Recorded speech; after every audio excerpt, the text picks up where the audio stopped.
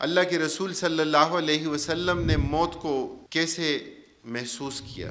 آپ صلی اللہ علیہ وسلم، ہم اپنے اقربا کو، اپنے اعزاء کو خود اپنی آنکھوں سے ہم دیکھتے ہیں۔ آپ صلی اللہ علیہ وسلم نے اپنے والد کو نہیں دیکھا، والدہ سفر کی حالت میں فوت ہو گئی۔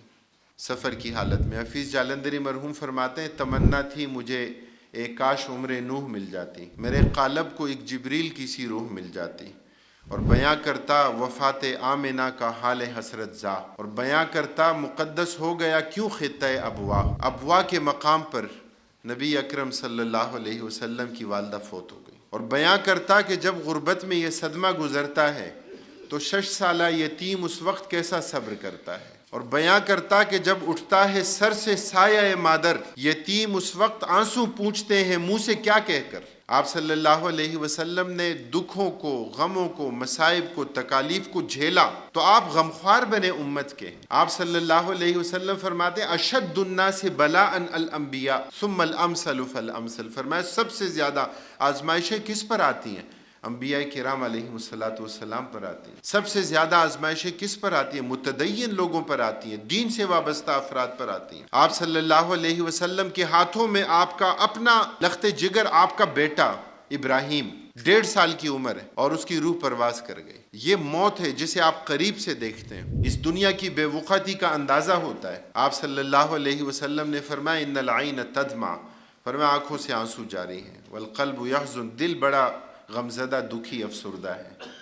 فرمایا کہ لیکن زبان سے کیا کہیں گے جس سے ہمارا رب راضی ہو۔ ہاں یہ ضرور فرمایا کہ وَإِنَّا بِفِرَاقِكَ يَا إِبْرَاهِيمُ لَمَحْزُونُونَ، ابراہیم ہم تمہاری جدائی میں بڑے دکھی ہیں، بہت افسردہ ہیں۔ آپ صلی اللہ علیہ وسلم کی خود اپنی حیات طیبہ جب آپ نے رحلت فرمائی، آپ صلی اللہ علیہ وسلم، حضرت عمر رضی اللہ تعالیٰ عنہ نے تو تلوار نکال لی، فرمایا جو کہے گا کہ آپ صلی اللہ علیہ وسلم رحلت فرما چکے اس کا سر قلم کر دوں گا۔ کیوں؟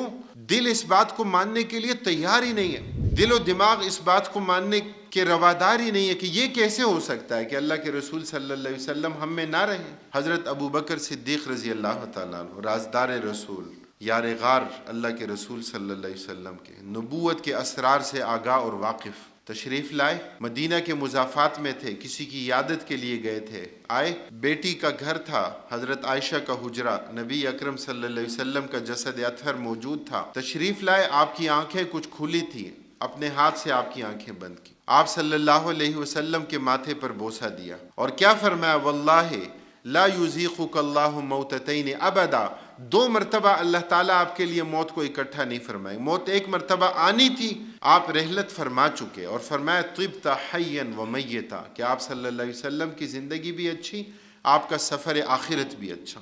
مسجد میں تشریف لائے، ممبر پر کھڑے ہوئے اور قرآن کریم کی آیات پڑھی، وما محمد الا رسول قد خلت من قبله الرسل افئن مات او قتل انقلبتم على اعقابكم ومن ينقلب على عقبيه فلن يضر الله شيئا۔ اور کیا فرمایا کہ من کان یعبد محمدا صلی اللہ علیہ وسلم فإن محمدا قد مات ومن کان یعبد اللہ فإن اللہ حی لا يموت، کہ اللہ تعالیٰ کی ذات الحی اور نبی اکرم صلی اللہ علیہ وسلم نے وصال فرمایا، آپ نے رحلت فرمائی، آپ اس دنیا سے پردہ کر گئے، آپ صلی اللہ علیہ وسلم انتقل الی رحمت اللہ، اللہ کی رحمت کی طرف منتقل ہو گئے، آپ کا وصال اور انتقال ہوا۔ یہ ایک ایسی حقیقت ہے کہ جس کا سامنا ہم سب کو کرنا پڑتا ہے، کسی کے لیے کوئی مفر نہیں ہے۔ بڑے بڑے حکمران، انبیاء کرام علیہم الصلاۃ والسلام، صحابہ کرام رضوان اللہ علیہ مجمعین، حضرت عمر بن خطاب رضی اللہ تعالیٰ عنہ کا اقتدار، رعب اور دبدبہ کتنا تھا۔ ہاں لیکن جب ابو لولو فیروز مجوسی نے فجر کی نماز میں قاتلانہ حملہ کیا، زہر میں بجھایا گیا خنجر،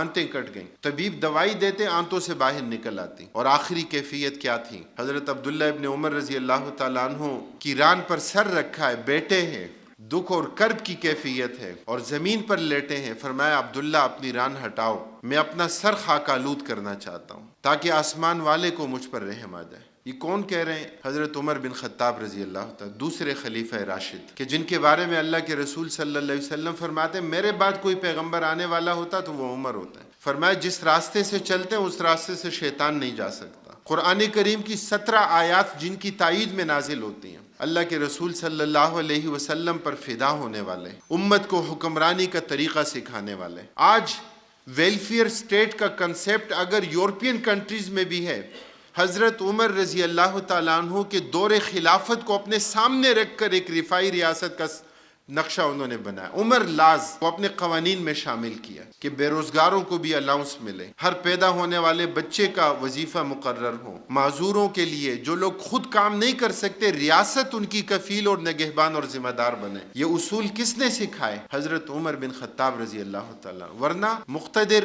ادارے، حکومتیں، افراد، بادشاہ، سلاطین تو پہلے بھی تھے۔ ویلفیئر اسٹیٹ کا تصور حضرت عمر رضی اللہ تعالیٰ عنہ کے دور خلافت کے بغیر مکمل ہو ہی نہیں سکتا۔ اور کیا فرماتے ہیں کہ اپنی ران ہٹاؤ، میں اپنے سر کو خاک آلود کرنا چاہتا ہوں تاکہ آسمان والے کو مجھ پر رحم آ جائے۔ اور فرمایا عبداللہ میری روح پرواز کر جائے تو ام المومنین حضرت عائشہ رضی اللہ تعالیٰ عنہ کے پاس جانا اور اجازت طلب کرنا، اگر اجازت دے دیں تو ان کے حجرے میں میری تدفین کر لینا، اور اگر اجازت نہ دیں تو پھر بقیع میں، بقیع الغرقد میں میری تدفین کرنا۔ حضرت عائشہ رضی اللہ تعالیٰ عنہ فرماتی ہیں کہ میں نے یہ جگہ اپنے لیے رکھی تھی کہ یہاں میری تدفین ہوگی، لیکن میں حضرت عمر رضی اللہ تعالیٰ عنہ کو خود پر ترجیح دیتی ہوں، اور حضرت عمر رضی اللہ تعالیٰ عنہ کی وہاں تدفین ہوئی۔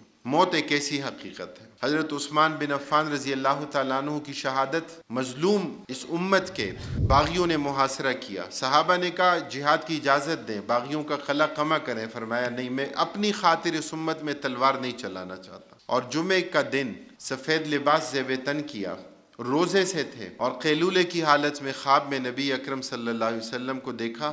آپ صلی اللہ علیہ وسلم نے فرمایا عثمان روزہ ہمارے ساتھ افطار کرنا، اور قرآن کریم اسی دن قرآن کی عین تلاوت کے دوران ان کی شہادت ہوئی۔ موت ایک ایسی حقیقت ہے کہ جس سے کوئی چھٹکارا نہیں۔ ہم نہیں جانتے اپنی عاقبت کے بارے میں۔ اللہ کے رسول صلی اللہ علیہ وسلم کی ایک حدیث، آپ صلی اللہ علیہ وسلم فرماتے ہیں ان اغبط اولیائی عندی، کہ میرے دوستوں میں میرے لیے سب سے زیادہ قابل رشک کون ہے؟ کون فرما رہے ہیں؟ اللہ کے رسول صلی اللہ علیہ وسلم۔ ان اغبط اولیائی عندی لمؤمن خفیف الحاظ ذو حظ فی الصلاۃ، فرمایا کہ وہ مومن جس کی معاشی حالت کوئی بہت زیادہ اچھی نہ ہو، ہاں نمازیں بڑی لمبی نمازیں پڑھتا ہو، ذو حظ فی الصلاۃ۔ آپ صلی اللہ علیہ وسلم فرماتے ہیں وکان رزقہ کفافا، اس کا رزق بس اس کے لیے کافی ہونے والا ہو۔ آپ صلی اللہ علیہ وسلم فرماتے ہیں وکان غامضا فی الناس، لوگوں میں زیادہ مشہور بھی نہ ہو، لا یشار الیہ بالاصابع، لوگ اس کی طرف اشارے نہ کرتے ہوں، زیادہ معروف اور ممتاز نہ ہو، زیادہ مشہور نہ ہو۔